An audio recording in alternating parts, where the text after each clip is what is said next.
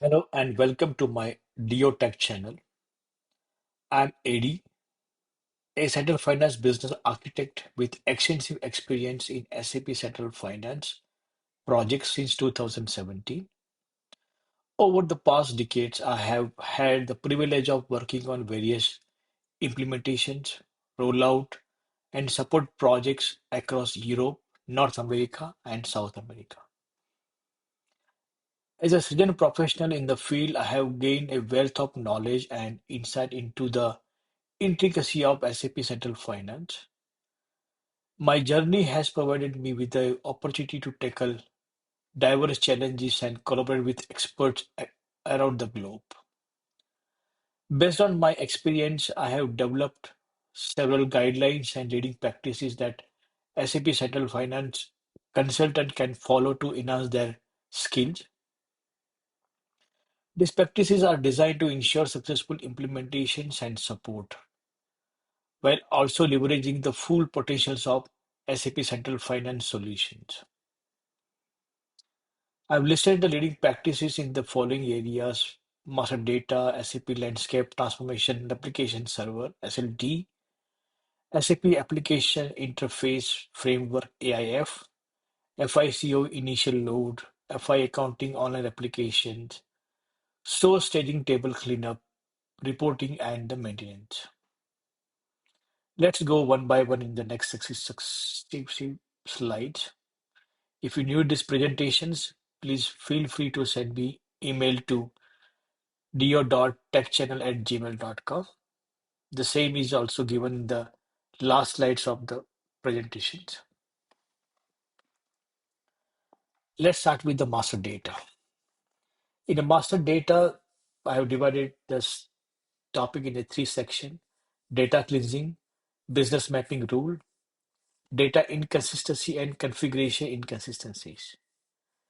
In data cleansing, open item transfer during the initial load may cause performance bottlenecks and delay in the completing the initial load validations. There are some SAP recommendations that SAP strongly recommend converting unwanted GL open item to the normal GL ledger account. In addition, clear open item for both current and prior years to extent as possible, which impact the performance of the initial load. Review imported master data, for example, general ledger account, profit center, cost center, customers and vendors in the source systems. Lock inactive, redundant, and duplicate objects. Also, SAP companies that use a Mac data tool for master data profiling. This tool helps the customer to accelerate in the implementation of central finance with the adoption options.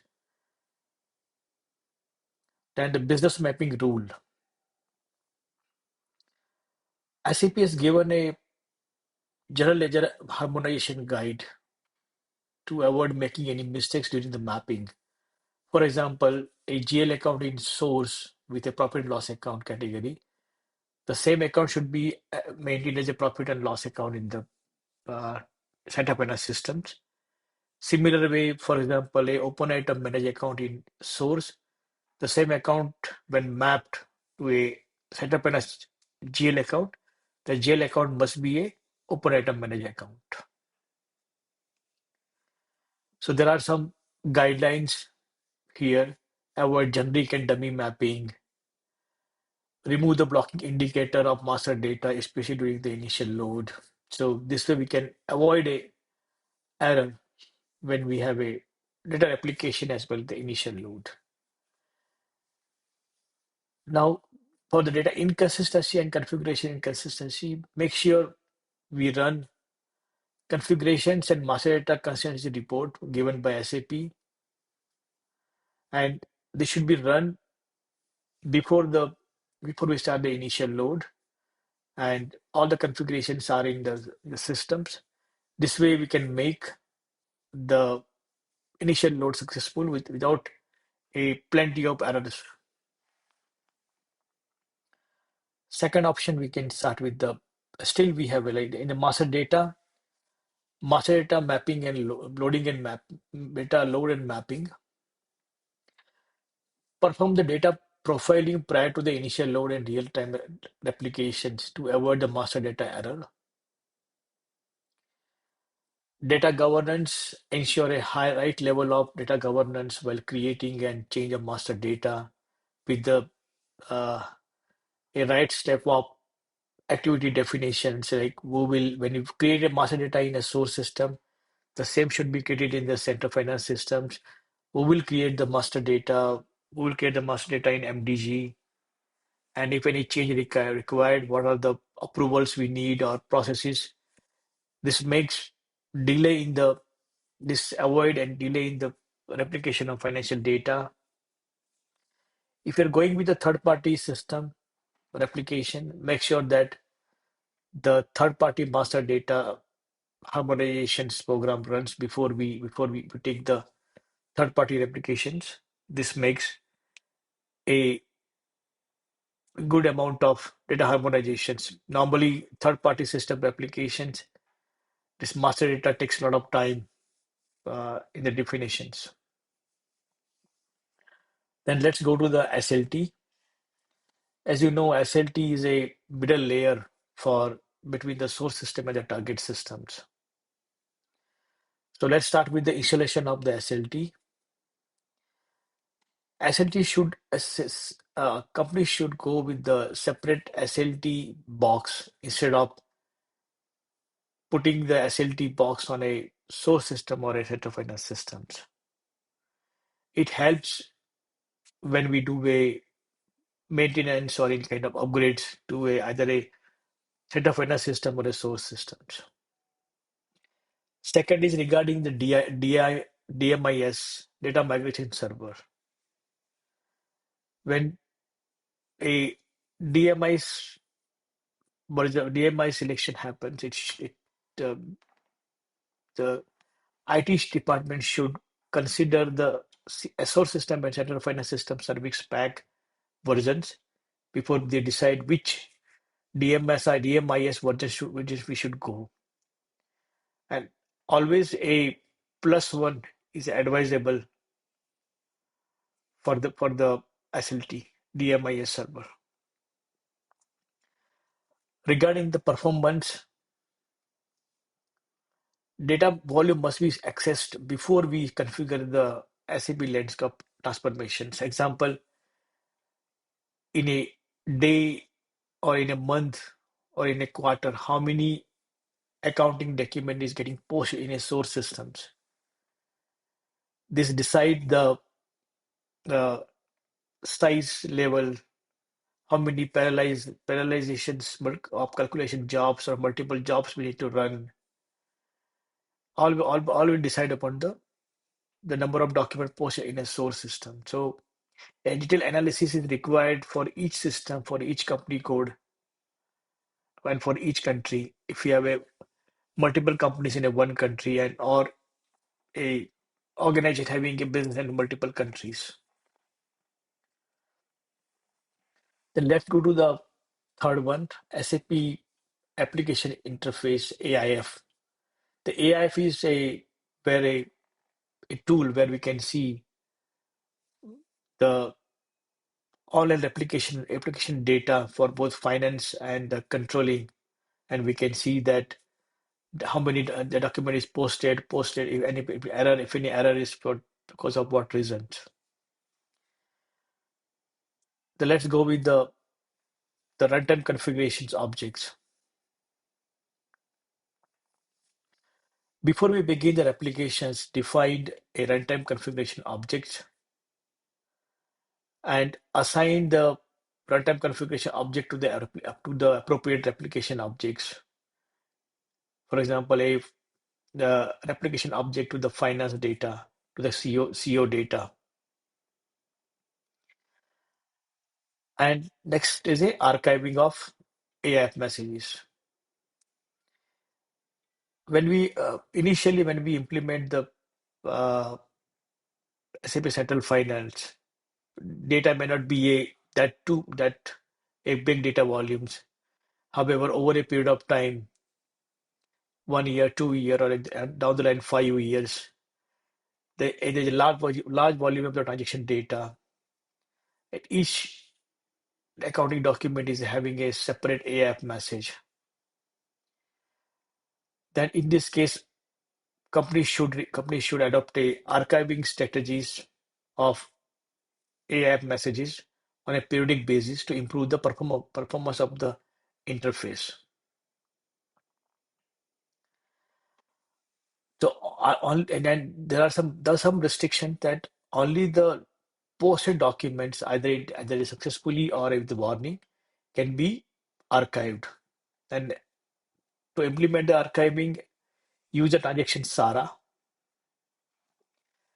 SAP is still not, is in this current version is not allowing to archive in-process AF messages or with the error status AF messages. Also assign a proper security role to the users who are running the AF messages to avoid any last-minute error. Then let's go to the FICO initial load. So FICO initial load, it contained the initial load group definition, then initial load extraction, initial load mapping and simulations, and initial load postings. So for initial load groups, create a separate initial load group for company code with intercompany transactions postings. Now, for example, I have a 5 company codes. Out of 5 company codes, 2 company codes having a sales order, purchase order relationships. Create a sales order in the one company code and deliver to the invoicing to the other company codes, and that company also raise a purchase order for the previous company code. So when we create initial load groups, the load group should contain there's 2 company codes having a intercompany transaction postings. Never add this company in a separate load groups, and also configure the initial load group with a smaller set of company codes. For example, I have a 100 company codes in my organizations, and 100 companies are eligible for FICO initial load. So I suggest to build a initial load group for 10 companies. Similarly, there are 10 initial load groups. When we do a initial load extraction, make sure that work with a basis to make sure that we have enough dialog box processes in a source and the source system and the background processes, and also the enough memory in the server to process the initial load extraction, because it's a lot of processing involved in a background for the initial load extractions. So, and during cutover, perform the extraction when there's a minimal postings, or if we have any off business hours, to save the time on the delta run. Then run both mapping and posting simulation to identify potential errors. In case of increase the memory parameter to allow job run in a multiple parallel processes, because if the errors are exceed 2 million, it won't allow to download the error message in Microsoft Excel. And then initial load postings. Here a click is we must post all the document initial load to avoid any manual general entry adjustments. Do not start a real-time replications unless we post all the documents which is part of the initial load. This helps in reconciliation of the balances, open items, and the documents. Then let's go to the FI accounting on replications. So immediately after the initial load extraction is triggered in the source system, a new posting start being captured in the source staging tables in a source system These tables are named as CFIN underscore ACC star, like CFIN ACC HD, CFIN ACC IT, then CFIN ACC WHT, the withholding text table. Okay. Now, when all data captured in the central finance system, the SLT triggers the real-time replications. Remember that this triggering of the postings from SLT, it is never be in the sequence. It can come in any sequence. For example, I have an invoice, I have a payment, I have a reset and reversal of the same invoice and payment. When SLT triggers the data, it comes in any sequence. It's first, it may send reset and reversal first, and then it comes comes the postings, come the payment documents. So, and because of this, there may be error for the reference document. Sometime if reset and reversal comes earlier, it gives some kind of serialization errors. That reference open item is already clear, reference item isn't posted. So to avoid this one, SAP come up with the guideline, SAP note 2679070 to address the serialization, and they have mentioned some steps to follow this one. This is very important steps or note. This should be implemented before we start the FI accounting real-time applications. Then next, it's a source staging table cleanup. Over a period of time, as the transaction volume increase and the the real-time applications executed, the source table data get posted to the CFIN system as CFIN system. SAP has given up some reports. That reports helps to clean up the staging table from the source system. But however, there is always a risk to clean up the staging table. A appropriate strategy and timing to clean up these tables are required because the reason is, for example, a invoice created in 2023. The invoices get replicated in 2023 to the CFIN system. And down the line, after 2 years, we decided to clean up the staging table. And we clean the staging table from this source system. The staging table will not have a now entry for the invoice, which was created in 2023 in a source systems. Now, for example, if someone cancel the invoices which was created in 2023, and we are getting AF messages for that particular invoice. When the system tries to post this reversal of the invoice, it is always checking the original AF messages which is created in the source system in 2023. If it is missing, if it is not found the same messages, it will end up with the error. And messages, the reversal AF messages goes into the in process. So that's why we need a proper appropriate strategy and timing to clean up these tables. Now next is a reporting requirement. Now CFIN is now mainly initially started, it was a reporting entity, a reporting tool. But now over a period of time, when the central payment, central credit management, central tax systems, now it becomes a more operational. So better to like we need to have a reporting strategy to make sure that CFIN we can use all the available SAP innovations in the Fiori apps, analytical clouds, Microsoft Office requirement aligned with the lessons with the SAP to make sure that we can use the data, and we can use all the innovations that SAP has given for the S4, including the group reporting and the DRC. The last one is a critical one is the maintenance.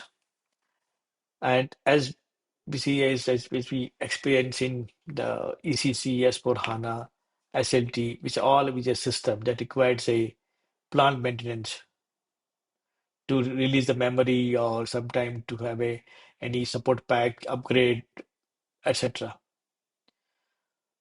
So when we have a settled finance, or a SLT down, a plant downtime, we have plant maintenance, the SLT replication is suspended. The SLT suspend is, it means there is no data is coming from source to target. In this case, posting in the source system is keep accommodating into the source setting table along with the SLT logging table. And that can be invoice, reset or reversal of documents, some payments, etc. Clearing are there. So once we restart the CFIN system or SLT systems, this log data, which is accumulated in the source origin table, it gets again posted to the S4HANA system, the CFIN systems. So SAP has given a best practice guideline how to what are the steps we need to do when we have a plant maintenance, when we suspend the replications, when we restart the replications. So it is advisable to go through these best practices before we plan any maintenance activities. Thank you for listening me, and I wish you could follow these learning practices in your projects. And if you need these presentations, email to dio.techchan@gmail.com.